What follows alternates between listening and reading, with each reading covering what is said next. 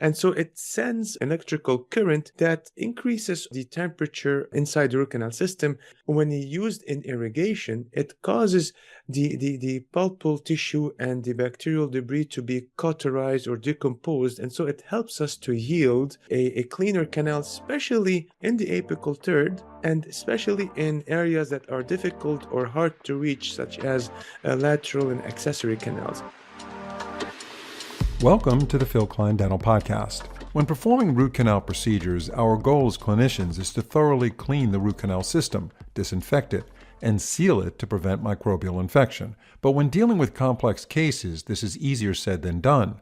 Tiny accessory canals and curved canals can make it challenging to properly instrument and irrigate these areas. But what if there were a simple way to deliver an electronic charge into these difficult-to-reach spaces, cauterizing soft tissue and making it easier to flush out? By doing so, we could effectively eliminate microbes hiding in constricted lateral and accessory canals. The good news is, with the introduction of a new technology by Jay Merida called the HFC module, we can do just that. This innovative device seamlessly integrates with the Root ZX3 apex locator, requiring no additional time or space, yet offering a major breakthrough in root canal therapy. Joining us today to discuss this game-changing technology is Dr. Chafic Safi. Dr. Safi completed his postgraduate residency in Endodontics at the University of Pennsylvania in 2015, where he also earned a Master's of Science in Oral Biology. He's a published researcher and international lecturer on various endodontic topics. Dr. Safi remains on faculty at both the University of Pennsylvania's Department of Endodontics and the University of Montreal as an adjunct professor. He is also a faculty lecturer for Next Level Endodontics. He currently lives and practices in Montreal, Canada. Before we begin, just a little housekeeping disclaimer. Anything discussed on this podcast are the opinions of our guest and myself, and not necessarily the opinions of Jay Merida. And by the way, if you're enjoying these episodes and would like to support the show, make sure you're following us on Apple Podcasts and Spotify. I really do appreciate it. Dr. Safi, thanks for joining us. Thanks, Dr. Klein. It's my pleasure. So it's certainly interesting that we both are alumni of the same school, University of Pennsylvania School of Dental Medicine, Endodontics, and that certainly should make this discussion a lot of fun. So to begin this podcast episode, Dr. Safi, before we get into the details of the high-frequency conduction module that we're going to be talking about today, give us an overall background on what our goals are when we do a root canal procedure, talking about instrumentation, irrigation, and obturation. So if you go back to the basic of endodontics, the goal of any root canal treatment or retreatment, if an endodontic case failed, is to gain microbial control. And to gain microbial control, we need to instrument mechanically, clean chemically with our irrigants, and of course at the end obturate in order to kind of seal this microbially controlled state, freeze it in time. And we know that each of those steps, especially instrumentation and irrigation, we encounter a lot of challenges when it comes to these steps. And whether we as endodontists or general practitioner, it's really to master the apical third, to get the debris out, of course, in a minimally invasive manner as well, meaning to be able to conserve or to save dentin in order to, of course, offer some kind of solidity to the tooth so it doesn't have the risk to crack or to break on the long run. And so this has been always a challenge to clean and to remove as many as bugs as possible, or to prevent their colonization of the root canal system in a minimally invasive, conservative manner. And this is where in the last 10 years or so, a lot of focus has been done, whether in terms of obturation, instrumentation, and of course, these days in terms of irrigation. Yeah, and I think you summed that up very well. It's a far cry from what we were taught in endo school back in the day, where we were judged radiographically by how large we opened up the root canal, and the thicker your gutta percha and the brighter and more opaque it is, the better endodontist you were. I mean, that's how it was. And I was like, I wasn't a big fan of that. I thought it was, crazy to bring these roots up to certain numbers on the K-file scale. At that time, we didn't have, the rotary. Yeah, we didn't even have rotary. But that's how you were judged. You would do your presentations in front of your classmates, in front of your colleagues, and they would look at how big your canal was. And I was kind of, I don't know if I ostracized or whatever. But I was looked upon as kind of not following the routine of what was going on in the class. We had 8 people in our program. There Yeah. were some people that supported me that said, this is kind of this is lunacy, opening these canals this wide. So now that we've all come to our senses, and thank God we have, we're more conservative. We're conserving tooth structure that's so valuable to the strength of the tooth. But there's a game changer that's out there. And Jay Morita came up with this really brilliant concept, in which I'd love you to talk about today, called high frequency conduction. And that is accomplishing things in a way where we can actually disinfect the canal through this very unique system tool without obliterating the canal by over instrumenting it. So tell us about that. Correct. So the high frequency conduction is a concept that's based on yielding or on generating a very strong frequency electric conduction all the way through the dentin inside the canal in order to get some therapeutic effects. And this has been used, for example, in medicine for a very long time, in many examples. And now we're able to adapt it into our root canal system. And so what's happening is that Jay Morita came with this new apex locator, the Root ZX3, the 3rd generation. And with it comes a small module or a small component that gets attached behind it. And this module works by sending a shock wave, if you want, of a certain frequency when it's attached to a certain high frequency file that comes with it. And so it sends or it generates, it dissipates, it distributes an electrical current that increases also the temperature of inside the root canal system. And it causes many things, namely, when used in irrigation, it causes the pulpal tissue and the bacterial debris to be cauterized or decomposed. And so it helps us to yield a cleaner canal, especially in the apical third, and especially in areas that are difficult or hard to reach, such as lateral and accessory canals. By creating this electrical current, it kind of sends it like a shock wave, increases the temperature of the irrigant for about a second. I mean, we're not talking about like a high like a duration of temperature that's very high in order to, of course, avoid doing more damage to the periodontal tissues and the surrounding periodicular tissues. And this combination of electrical current and heat disrupts, if you want, any bacteria or pulpal debris and creates a cleaner canal. This has been also used to help us to control hemostasis in certain example, cauterize gingival tissue, and also in anesthesia. We'll get to that probably during our discussion when we explore more benefits of the HFC. So from the standpoint of clinical protocol, when you use this, the HFC module, which again stands for high frequency conduction, snaps onto the apex locator that Jay Morita sells. And it comes with a file that's specific for this, that conducts electricity. And we know dentin is a good conductor of electricity. So it carries this electrical charge into the apical part of the root canal system. And let's say we're working with a non-vital tooth, so we have necrotic tissue and very small terminal canals. They're lateral canals. Nobody's going to be able to instrument in there. And we won't even be able to get sodium hypochlorite in there necessarily. So when you do this electrical shock, it sends the current through and it heats up the tissue. So this necrotic tissue, does it ablate where it's gone, vaporizes? Like you said, it's cleaning the canal. So what it does, that current creates like a spark at the file. So as you said, it comes with a module, and there's certain conducting files that are placed, let's say, in a necrotic case, to the working gland and attached to the modules. And then there's a foot pedal, one of the components, like a foot switch, if you want, that you push on that pedal. It creates a certain current that lasts about a second.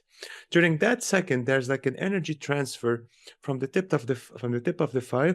And what it does is that it decomposes. It's kind, if you want, pulverizes or cauterizes the tissue and the debris inside those accessory canals. So if there was something, you could imagine that it's making it very soluble, or it's making it even like very in small particles that you can after that come with your irrigation, sodium hypochlorite, and flush everything out in order to get it to a cleaner state. One of the biggest advantage actually when we're talking about irrigation and using the HFC is that it's the only tool or the only instrument that today allows us to even have a certain reaction beyond the apex, and most importantly, in cases where we have apical periodontitis, or in other words, when we have an apical lesion.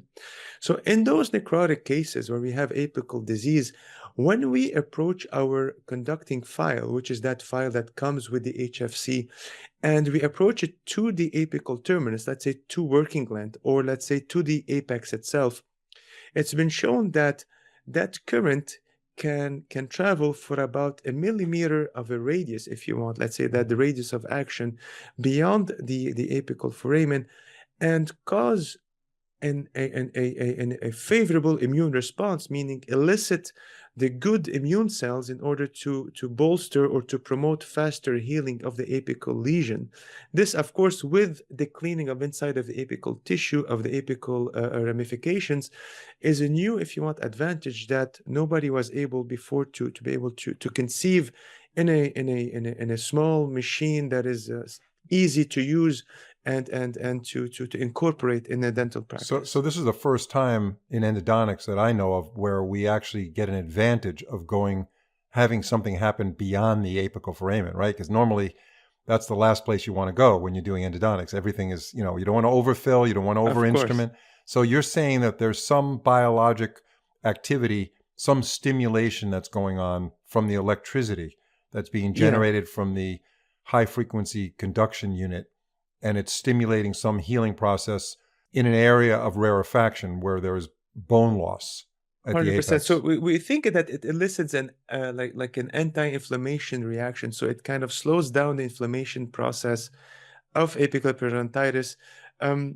The real research for that is still being investigated. So it's what we know is that it creates a favorable environment, and it calls for the immune cells in order to start the elimination of the apical disease and to deposit bone and PDL to reconstruct the lost architecture. So it's a positive, if you want, favorable reaction.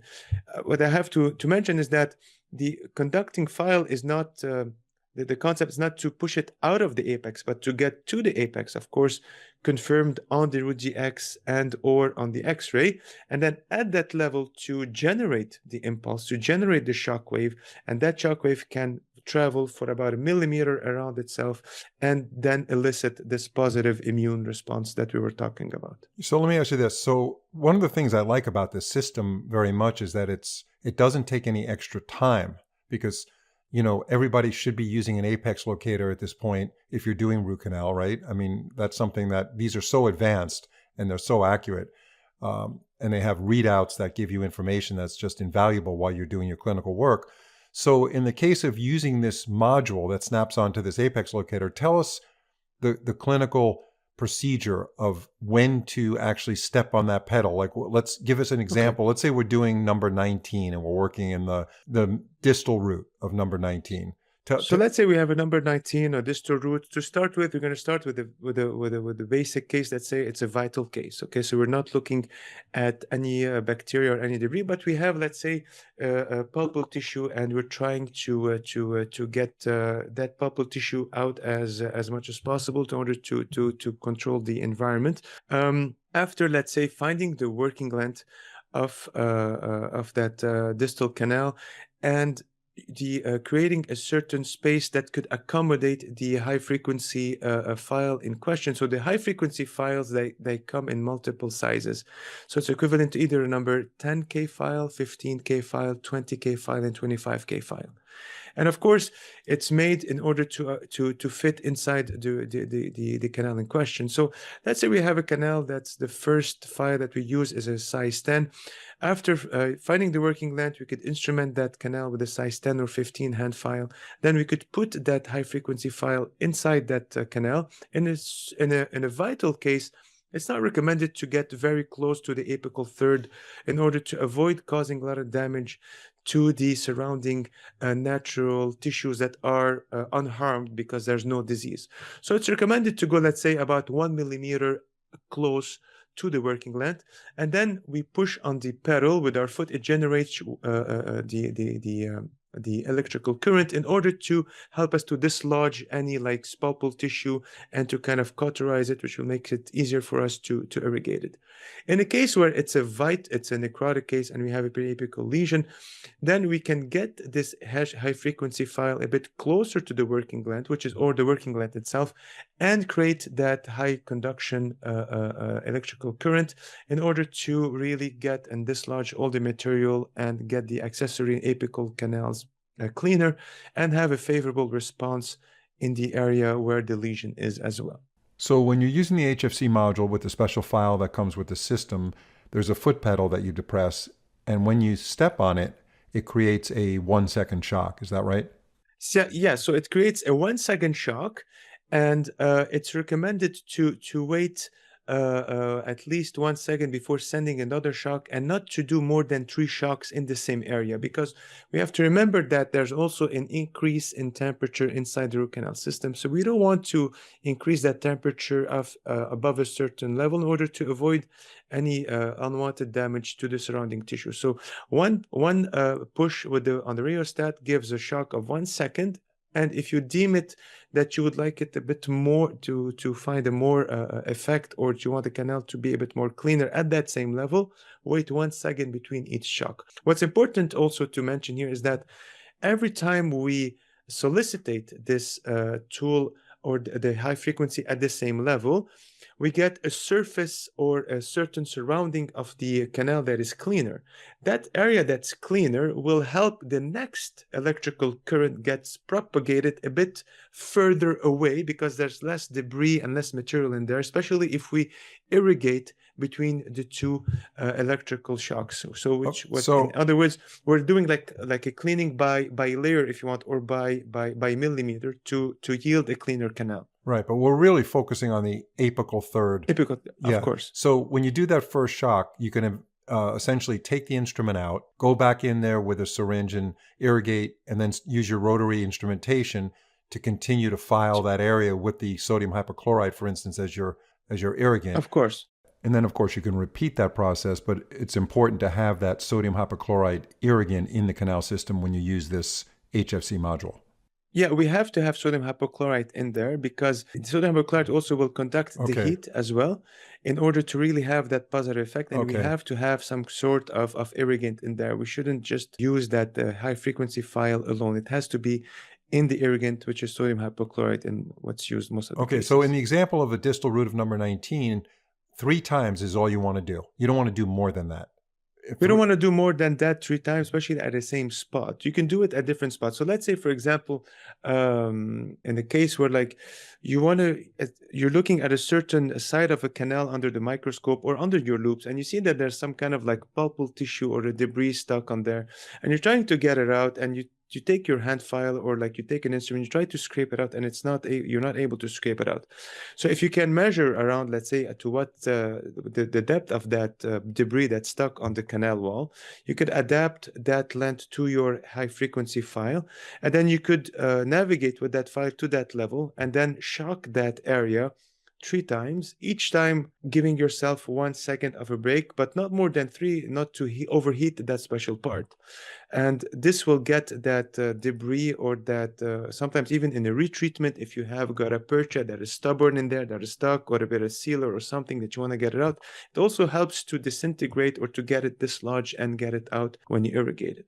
And it should be pointed out that the cost of this is very reasonable. For a few $1,000s, I don't know if it's $2,000 or $3,000 for the unit. When you compare that to the cost of a laser, Now, that's a different mechanism. It works on cavitation, but this is very, very effective. And I don't know if a study's been done to compare the two, but you can spend upwards of $150,000 for an erbium YAG laser to use as an endodontic adjunct, where here you're talking about a couple of $1,000s, $2,000 to $3,000 for the unit. So it's extremely attractive from the standpoint of its effectiveness and the cost. So let's pivot a second to contraindications. What are the contraindications associated with using the HFC module? Correct. So as you mentioned, that new technology is not very expensive compared to other technologies. It's very easy to use and to adapt. Not to say that lasers and other technologies that are out there are not helpful, but this one is much easily, we can integrate it much easily in a daily practice, whether we are an endodontist or a general practitioner. Now, there are some sorts of contraindications when it comes to using this technology, and especially if on preoperative radiographs and preferably on preoperative CBCT, if we have a CBCT, or if we doubt or if we see that, let's say, the roots of mandibular molars are very close to the mandibular canals, or to the mandibular canal, or let's say if you have a premolar that's very close to the mental foramen, we want to avoid using that HFC, that technology close to it, because it can damage the nerves and the blood vessels in that area. So this is one of the contraindications, because that electricity and that shock wave, that heat, can also, just like you said, cauterize or fry the pulpal tissue. It could also do the same thing on the nerve, and so this could generate paresthesia and much more, if you want, complications that we could avoid just by not doing that technology. So we have to do some case selection, especially in lower molars, in order to avoid damages that we don't want to do. Is there any contraindications in the maxilla for like number 2 or 15? There's no contraindications in the maxilla by itself, according to the manufacturers. Only when we have a proximity to the mental foramen and to the mandibular canal. Some other contraindications, as mentioned by the manufacturer, J. Morita, is if you have a patient that is younger than 12 years old. So I guess in terms of like when we have an open apices. The concept is that it might maybe damage the tissues beyond the foramen, and if we have, let's say, any cochlear implant or pacemakers, and if you're trying to do vital pulp therapy, of course we don't want to damage that vital pulp that you're trying to save and to keep. So these are the contraindications in general. But other than that, it's a technology that could be used in any case, whether it's necrotic, whether it's a vital case, whether it's a mandibular or a maxilla anterior or posterior tooth.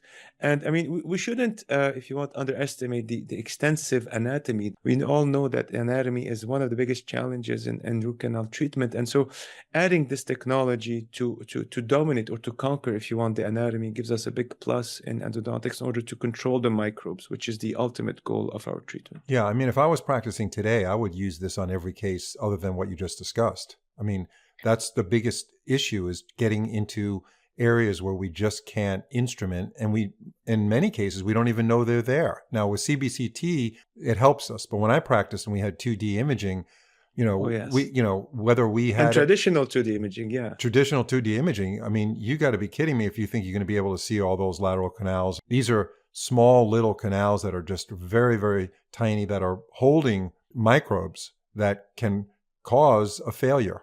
Certainly, it could cause lateral resorption later on in life, and killing all these microbes and washing them is important. Yeah, you have to bring those microbes below a certain threshold, and as you said, like the detectors of where the microbes are and the detector of our disease today in 2025 is much more sophisticated. Those detectors, whether it's CBCT, for example, is much more sophisticated than traditional periapical X-ray that we have to take on film and develop in the processor.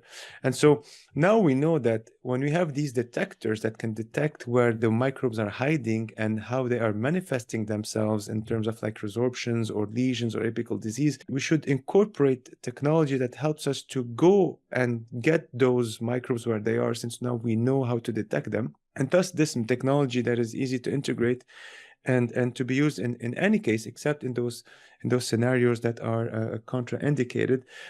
So like it just disinfect in a minimally invasive manner, because of course we can over instrument the canal, we can open it to a certain size, like you said, used to be done in the 70s and 80s, but at the end it's costing us a lot of dentin. So if we can conserve this dentin, conserve dentinal structure, and still reach microbial control and exert a certain cleaning that is superior, this is the best service that we could be offering also to the patient. And in order to save the tooth, get him rid of the disease, and tell him that his tooth is going to be in the mouth and without having any risk of having a root fracture or whatever complications due to the thinning of the root canal walls. And this device is really fantastic for dentists that are working in rural areas that don't have the luxury of sending a patient down the road to an endodontist.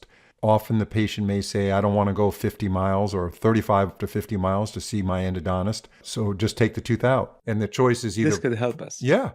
So I mean, any tool that's able to help us to control the microbes, especially a tool that is that small, that doesn't need to be like stored somewhere, it's not cumbersome, and it doesn't have more time. Doesn't have more time. It's really in the apex locator. You just have to clip it, use it, and like one step on the pedal gives you what the required result. Of course, you have to have certain basic knowledge of root canal treatment. I'm sure like a lot of general dentists today have, even those who are not big fans of endodontics, such like access cavity, finding the canals, determining the working length and patency. Then employing this tool gives you a big step in controlling microbes inside the root canal system. Yeah. So you're an endodontist, Dr. Safi. Should this instrument, should this tool be used by GPs, endodontists, or both? It should be used by both. It is made to be used by both, especially, I mean, in an endodontic practice where root canal treatments is done a lot. In the general practice, if there's a lot of endodontics that has been done, a lot of root canals, it's going to help the general practitioner. I think that the hardest step is to be able to understand how it works and to really appreciate the advantages it gives us. It's not only just another gadget that's going to like shake or activate this irrigant to a certain degree. It's going to really give us an advantage of like killing the bacteria in areas we cannot see, and even propagating its effect beyond the apex to really help us heal that disease that we are fighting. So we have to really understand this and really value the advantage that we have, and of course try it. Once we try it and we see how easy it is, and we get out of our, in a sense, like comfort bubble or comfort zone that we have with our actual protocol that we have, we can really see that this tool is different. It's designed different in order to help us really get where we want, which is to heal and to help us get rid of the microbes and get microbial control. So as we wrap up this episode, Dr. Safi, and it's been very, very enlightening, when we talk about a new piece of equipment, we talk about the footprint, but there's really nothing more to add as far as equipment if you already have the Root ZX3. It's just a module that snaps onto the actual apex locator. The only thing is the rheostat, the pedal. Is that inconsequential, adding that rheostat to the operatory? It's a very small pedal. I mean, it's so small that it doesn't get entangled. The cable is very small, doesn't get between the feet, and it's very easy to localize. Once you place it in a certain place, and your assistant knows where to place it for you, it's just easy to swing between, let's say, your main rheostat, which is for your hand pieces, and then that rheostat, which is for the HFC. So it's very easy. I don't think there's a lot of cumbersomeness in a sense, or like, being lost in which pedal to use. It gets to you just like when you drive after a while, press on gas, press on brake. It becomes a reflex that you have and will not cause any trouble. Yeah. So you teach at Penn Endo program. Are you bringing this new technology so the students get to understand what this is about? Is this something that's being introduced to endodontic residency programs? So I do teach at Penn. I'm an adjunct professor there, and Jay Morita sent us an example to try, and we've been trying it with some residents, not only for irrigation but also for gingivectomies, getting out, let's say, pulpal granulomas, and all the other advantages of that this device can offer to us.